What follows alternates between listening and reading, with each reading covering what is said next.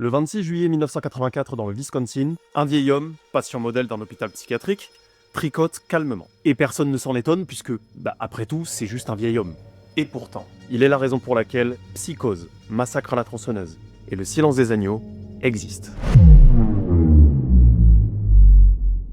Alors comment on en est arrivé là? On va en reparler. Mais pour comprendre, il faut repartir bien plus loin. Nous sommes le 16 novembre 1957 à Plainfield, dans le Wisconsin. Et ce matin-là, la vitrine de la quincaillerie Warden reste vide. Pas un bruit, pas de lumière. Et pourtant, c'est samedi, jour de marché. Vers 17h, Frank Warden, donc le fils de la propriétaire de la quincaillerie, il va pousser la porte, qui était entrouverte. Sur le comptoir, une traînée rouge. Et un ticket de caisse encore humide, avec juste un nom dessus. Ed Gein. Alors vous imaginez bien, il en faut pas plus pour enclencher la machine. Les policiers se rendent donc aussitôt à la ferme de Gein, quelques kilomètres plus loin. Alors pour vous la décrire, la ferme c'est une demeure au bois pourrissant, isolée et sans électricité depuis des années. Ils commencent donc à inspecter les lieux et quand ils ouvrent la grange, la lampe du shérif s'arrête net. Et ce qu'elle éclaire semble tout droit sorti d'un cauchemar. Le corps de Bernice Warden, décapité, suspendu par les chevilles, vidé comme un gibier. Alors si vous faites des recherches, il y a une rumeur qui dit que le shérif se serait évanoui sur place, et il y a même une autre rumeur qui dirait qu'il a fait une crise cardiaque sur place.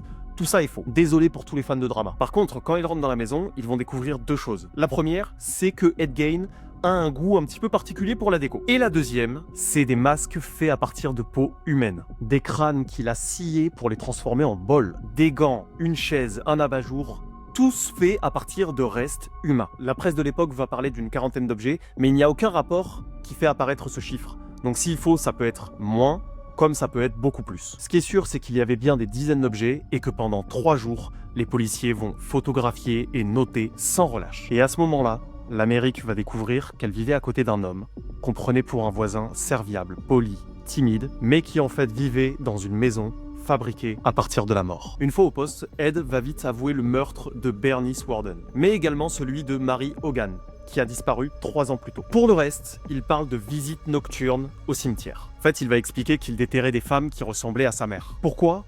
Pour ramener sa présence dans la maison. Et attention, c'est pas par haine, c'est par besoin. Et c'est ce qui rend son cas encore plus dérangeant. Les psychiatres vont le déclarer atteint de psychose, et là, les journaux explosent. The Ghoul of Plainfield. The Butcher of Plainfield, The Plainfield Psycho. Oui, je suis bilingue. Et du coup, dans la série, la scène de son arrestation, elle est reproduite avec une précision glaçante. Ce jour-là, tout le monde découvre que l'horreur n'habite pas à Hollywood. Elle habite juste à côté. Alors après le succès colossal de la série Dahmer, Ryan Murphy et Ian Brennan se retrouvent avec un problème de taille. Comment raconter une nouvelle horreur sans toujours réutiliser la même recette? Ils veulent frapper fort, mais différemment. Ils veulent pas un monstre bruyant, un tueur hyper médiatique. Non, ils veulent quelque chose de plus viscéral. Le monstre zéro. Celui d'avant les caméras, celui d'avant les tabloïds, celui qui a donné naissance à tout le reste. Et là, pour eux, il y a un nom qui s'impose, Edward Theodore Gein, alias Ed Gein. Mais alors justement, pourquoi Ed Gein? Le truc avec ce mec, c'est qu'au sein de sa petite ville du Wisconsin, c'était un mec poli, serviable, bon, un petit peu étrange, mais inoffensif en fait. Et du coup, on pourrait croire que c'est pour ça qu'ils l'ont choisi, parce que c'est le gars dont on ne pensait pas qu'il aurait pu faire ça. Alors, oui, mais pas que. En fait, le but derrière la série Ed Gein, c'est pas de montrer les horreurs, c'est de comprendre le pourquoi il a fait ça. Comprendre pourquoi un homme ordinaire en est arrivé là, et surtout pourquoi l'Amérique n'a jamais pu détourner le regard. Alors le projet prend forme officiellement en novembre 2023, lorsque Netflix va annoncer la 3e saison de la série Monstres, consacrée à Ed Gein. Et pour ce qui est du tournage, il se fait entre l'Illinois et la Californie, dans des décors inspirés de la véritable Plainfield, qui est la ville où a grandi Ed Gein. Et attention, parce que les décors, ils sont créés version documentaire. Murphy, il veut du réalisme, brut, froid. Pour incarner le tueur, le choix se porte sur Charlie Hunnam. Et l'acteur dit oui très vite, et surtout, il se plonge aussi très vite dans son rôle. Le gars est investi de malade. Il perd 13 kilos pour le rôle, et il travaille une voix plus douce, presque enfantine, en s'inspirant d'un véritable enregistrement audio de 70 minutes, capté juste après l'arrestation de Gein. Et l'acteur dira plus tard à People Magazine, « Je ne voulais pas jouer un monstre. Je voulais qu'on voit un homme qui s'éteint. » Pour jouer Augusta, la mère de Ed, nous avons Laurie Metcalf. Alors le but du rôle, c'est pas de faire une caricature de la mère complètement folle. On va plus être sur une femme fanatique et possessive dont la présence domine tout le récit, même après sa mort. Murphy va la décrire comme le cœur du film d'horreur intérieur de Gain. Le but, c'est pas de faire peur, c'est de créer un malaise durable. De rappeler que l'horreur ne vient pas forcément de ce qu'on voit, mais de ce qu'on comprend trop tard. Avant Netflix, avant Hollywood, cette histoire a été une réalité inimaginable. Alors pour comprendre Ed Gein, il faut remonter bien avant 1957. Avant la grange, avant les journaux et avant la terreur. Dans une maison où tout tourne autour d'une seule personne, sa mère, Augusta Gein. Ed, il est né en 1906 dans cette ferme, dans le Wisconsin. Son père, George, c'est un homme brisé, alcoolique, violent, incapable de tenir un emploi. Et sa mère, elle, c'est l'exact opposé. Elle est fanatiquement religieuse, obsédée par la pureté, et elle est convaincue que le monde extérieur y mène au péché. Tous les soirs, elle va lire la Bible à ses deux fils, Ed et Henry. Et évidemment, pour ajouter un petit peu de joie et de bienveillance à tout ça, ses passages préférés de la Bible, ils parlent de luxure, de châtiment divin et de damnation. En fait, elle va élever ses fils dans une bulle. Pas d'amis, pas de distraction. Les femmes, selon elle, c'est des créatures impures.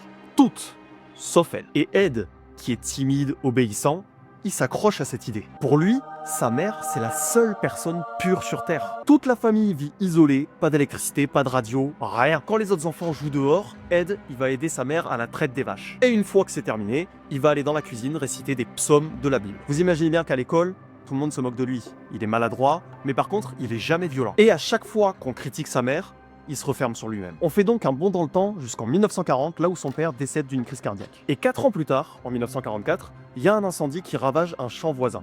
Donc Ed et son frère Henry, ils vont pour essayer de l'éteindre. Mais quand les pompiers arrivent, Ed est seul. Henry est retrouvé mort, mais sans brûlure grave, et avec des marques étranges derrière la tête. L'enquête va conclure à un accident. Pardon ? Regardez bien, on dirait que cet homme s'est fait tabasser par 18 personnes différentes. Très bonne observation, je vais prévenir le chef que c'est un suicide. Mais heureusement, dans le village, il y a quand même un petit doute qui s'installe. Et seulement un an plus tard, c'est Augusta, sa mère, qui va mourir d'une attaque. Et là, tout s'effondre. Ed ferme la chambre de sa mère à clé et se replie sur lui-même, vivant dans 2 pièces sales, au milieu des ordures et des journaux. Les voisins le croisent parfois en ville. Il bricole, il répare des outils, il garde des enfants. Oui, il garde des enfants. Ah, faut comprendre, la vie des enfants, à l'époque, n'avait pas la même valeur que celle d'aujourd'hui. Mais dans sa tête, le silence devient un gouffre. Et ce vide, il va essayer de le combler autrement. Comme dit précédemment, les psychiatres vont dire qu'en fait, il ne tue pas par plaisir ni par haine, mais simplement par besoin de récupérer la présence de sa mère. Il veut ramener sa voix, son odeur, son autorité. Et en fait, dans son esprit malade, il ne détruit pas la vie.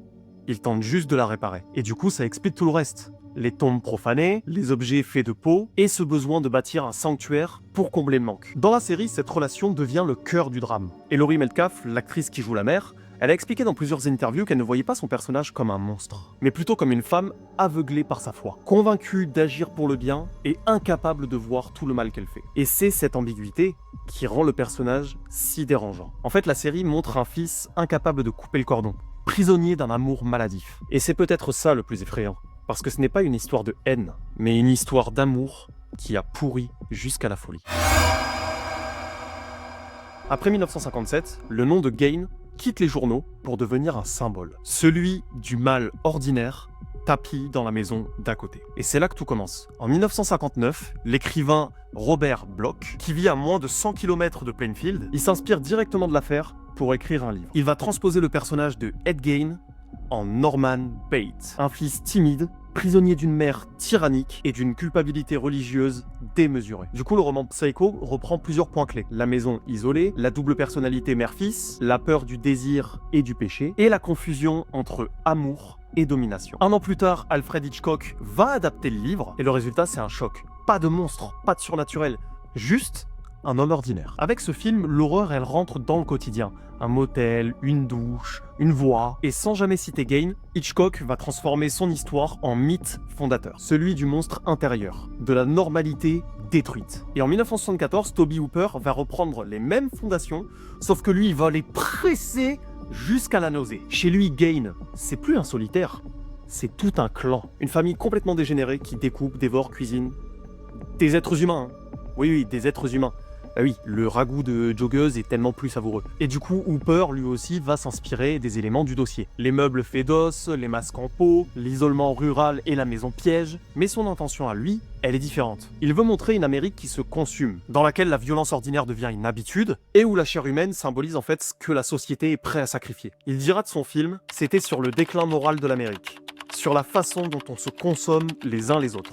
Et les critiques vont résumer cette idée par une formule qui deviendra célèbre: l'Amérique se dévore elle-même. Vient ensuite, 20 ans plus tard, le romancier Thomas Harris, qui s'inspire à son tour de Kane pour Buffalo Bill, un tueur qui enlève des femmes et coud leur peau pour se fabriquer un costume. On parle bien évidemment du Silence des agneaux. Alors évidemment, la filiation là, elle est directe, mais Harris et le réalisateur Jonathan Demme, ils veulent aller plus loin. Buffalo Bill ne veut pas ressusciter sa mère. Il veut changer d'identité, se reconstruire. L'obsession de Kane devient une métaphore moderne, celle de la transformation, du rejet de soi et de la quête d'une nouvelle peau, au sens littéral. Et ce film, c'est un putain de succès. 5 Oscars. Et ça installe définitivement l'image du tueur américain de façon introspective, presque philosophique. Parce qu'à partir de ce jour-là, l'horreur se pense. On a donc 3 films, 3 époques, 3 visages d'un même cauchemar. Hitchcock, il a transformé Kane en drame psychologique, Hooper en critique sociale, et Demme en réflexion identitaire. Et chacun à sa manière a contribué à fabriquer une icône, celle du tueur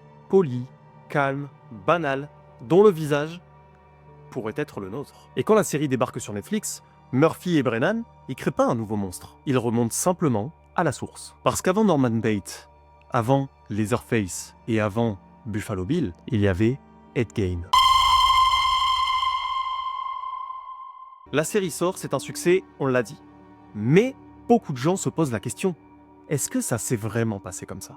Parce qu'à force d'être trop réaliste, la série, elle commence à mettre le doute. Et c'est ça le vrai tour de force de Ryan Murphy. On sait plus trop où finit la fiction et où commence le réel. On en a parlé tout à l'heure, vous vous souvenez de la scène où il découvre le corps dans la grange? Mais cette scène-là, elle est millimétrée. Les décorateurs, ils ont recréé chaque détail à partir des photos d'archives. Allant même jusqu'au crochet de boucherie, c'est le même modèle que celui qui a été retrouvé sur place. C'est pas du cinéma, c'est du copier-coller d'horreur. Et à cause de ça, il y a même quelques rumeurs qui sont sorties de la production. Laurie Metcalf, apparemment, elle aurait refusé de jouer dans la grange le premier jour. Parce que l'odeur du latex, du faux sang et de la poussière était trop réelle. Et il y a certains techniciens qui auraient raconté qu'ils entendaient des bruits de pas dans le décor alors qu'il n'y avait personne. Mais bref, on passe à la suite de la scène. Vous vous souvenez quand le fils de Bernice Warden, donc le shérif adjoint, court vers Gein pour lui fracasser la tronche? Il le frappe de rage, le tabasse. Et là on pourrait se dire ouais ok c'est exagéré pour le choc, pour la scène. Non, c'est vrai. Sauf que ce n'est pas le shérif adjoint qui va le frapper, mais le vrai shérif, Arthur Clay. Et autre détail, ça ne s'est pas passé sur les lieux du crime, mais pendant l'interrogatoire. Et croyez-moi, malheureusement ce geste, il a dû le regretter très fort. Car cette perte de sang-froid, elle a suffi à faire annuler une partie des aveux. Et ouais, en fait les juges ont estimé que ces aveux avaient été obtenus sous la contrainte. Maintenant, autre scène, vous voyez le moment où Ed reçoit une lettre d'un tueur en série directement de sa cellule? C'est un fake total. Aucune trace, aucune correspondance avec qui que ce soit. Mais avouez que c'est brillant. Un tueur qui écrit à un autre. En fait, comme si les monstres se reconnaissaient entre eux. C'est génial. Et il y a aussi toutes ces scènes où la série le montre comme un tueur en série. Au moins 5-6 victimes, une escalade de meurtres. Non, en réalité, Ed Gein n'a tué que 2 personnes. Seulement 2. Alors seulement 2, oui, c'est déjà horrible, c'est déjà énorme, beaucoup trop, mais il n'a pas tué autant de personnes que dans la série. En tout cas, pas officiellement. Le reste, c'était du pillage de tombes, du vol de cadavres. C'est ultra macabre. Oui, mais pas de série de meurtre. Et pourtant, la série le fait passer pour un monstre de masse. Comme si la vérité n'était pas assez terrifiante. Il y a un autre moment marquant, c'est le moment où Ed est avec la police pour les aider à trouver un autre tueur. Il dira très calmement « Moi, je ne suis pas comme eux ». Et là, t'as juste envie de sauter partout et de hurler « Mec, tuez-eux ». Sauf que cette scène, c'est aussi de la pure fiction. Ed n'a jamais collaboré avec personne pour trouver d'autres tueurs. Le vrai Ed, lui, il passait ses journées à tricoter, à lire des magazines féminins dans son hôpital psychiatrique. Oui, ça fait pas très Hollywood. Mais c'est pas un problème parce que Murphy va travailler ce réalisme dans les moindres détails. Et c'est là qu'intervient Charlie Hunnam. Plus tard, il expliquera en interview, Ed Gein n'est pas un monstre de cinéma. C'est un vide. Et ce vide, je voulais le jouer. Et ça, c'est pas juste une phrase d'acteur, c'est la clé de sa performance dans la série, qui est juste monumentale, je trouve. Mais là où la série frappe fort, c'est dans les scènes calmes, celles où rien ne se passe, celles où Hunnam, seul dans sa ferme, parle à la voix de sa mère. Ces moments-là, ils sont inspirés de vrais témoignages. Les psychiatres disaient qu'il entendait encore sa mère lui donner des ordres. Alors la série l'exagère, bien sûr, mais pas tant que ça. Et c'est là qu'on comprend le vrai génie du projet. C'est pas juste une série sur un tueur, c'est une série sur la frontière entre le réel et la fiction. Celle où, sans s'en rendre compte, on commencerait presque à avoir de la pitié pour cet homme. Parce qu'à force de regarder Gein à travers l'écran, on oublie qu'il a vraiment existé. Du coup, il y a plusieurs scènes où j'ai eu cette petite pensée dans ma tête où je me suis dit le pauvre quand même. Et c'est ça qui est effrayant, parce que derrière les projecteurs, il reste un homme réel. Et c'est lui qu'on retrouve des années plus tard, dans un hôpital psychiatrique du Wisconsin. 26 juillet 1984, dans le Wisconsin. Un vieil homme, patient modèle d'un hôpital psychiatrique, tricote calmement. Et personne ne s'en étonne, puisqu'après tout, c'est juste un vieil homme. Un vieil homme nommé Edward Theodore Gain, qui s'éteint ce jour-là, seul, dans le silence. Dans la vraie vie, comme dans la série, ça se termine comme ça. Mais est-ce que c'est vraiment terminé? On serait tenté de dire non, parce que quand Monster de Head Game Story sort sur Netflix, c'est un raz-de-marée. 12,2 millions de vues en 3 jours. Et la série grimpe directement à la 2e place du top mondial. Une audience monstrueuse, littéralement. La saison pourrait avoir généré des centaines de millions de dollars pour Netflix. Et après sa sortie, la presse se divise. Certains vont saluer la performance de Charlie Hunnam et la façon dont Ryan Murphy a osé explorer la psychologie du monstre plutôt que simplement ses crimes. D'autres crient à la glorification et au mélange dangereux entre réalité et fiction. Le Time va parler d'une expérience hypnotique mais moralement trouble. Le Guardian évoque un chef-d'œuvre macabre, fascinant et émotionnellement dérangeant. Et RogerEbert.com résume tout ça d'une phrase. On ne sait plus si on regarde un monstre ou notre propre reflet. Évidemment, comme d'hab, sur les réseaux, c'est le chaos. D'un côté, il y a ceux qui félicitent Murphy d'avoir réussi à rendre Ed humain, et de l'autre, il y a ceux qui hurlent au scandale, accusant Netflix de capitaliser sur la souffrance réelle. Et il y a un débat qui revient, c'est les monstres. Est-ce qu'ils naissent comme ça, ou est-ce qu'on les fabrique? Et c'est là que le cercle se referme, parce que 40 ans après sa mort, Ed Gein n'a jamais été aussi vivant qu'aujourd'hui, prêt à relancer sa légende à chaque nouveau clic. Et si finalement, la vraie horreur, ce n'était pas lui, mais ce besoin viscéral qu'on a de le regarder encore, près de 40 ans plus tard. Comme si au fond, on aimait ce frisson, à partir du moment où ce sont les autres qui saignent. Alors à votre avis, les monstres, ils naissent comme ça? Ou est-ce qu'on les fabrique?